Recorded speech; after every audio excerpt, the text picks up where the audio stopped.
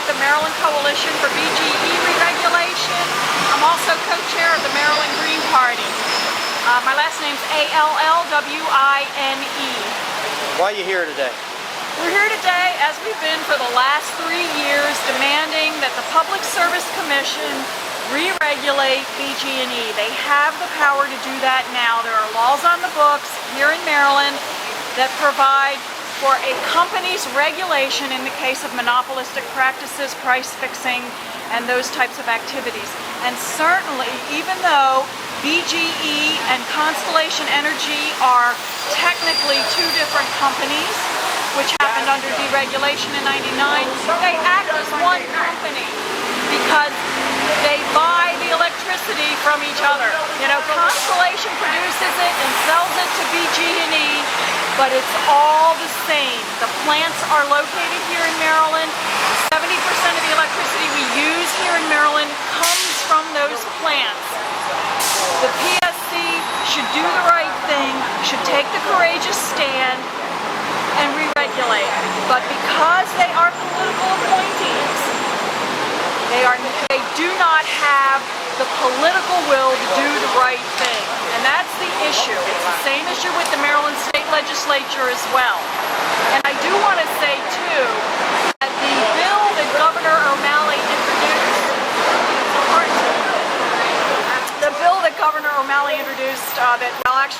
Senator Middleton did it at the governor's behest, does nothing to mitigate the high rates we're paying right now. That is not re-regulation. And as far as I'm concerned, it's a bait and switch action by the governor. The governor's politically vulnerable on this issue. He's very worried about this issue going into next year's elections. And he did what he needed to do to give himself some political cover. He did not do the right thing for the people of his state. When you talk about re-regulating plants that might be built at some unspecified time in the future, that's political gamesmanship at its best. But it does nothing to help us, and nothing to correct the fraud that deregulation really is. How many people are facing cutoffs? Is it over 80,000? It's over 80,000 households. So multiply that, say maybe even 3 people in each household. You're talking about a lot of people facing utility shutoffs.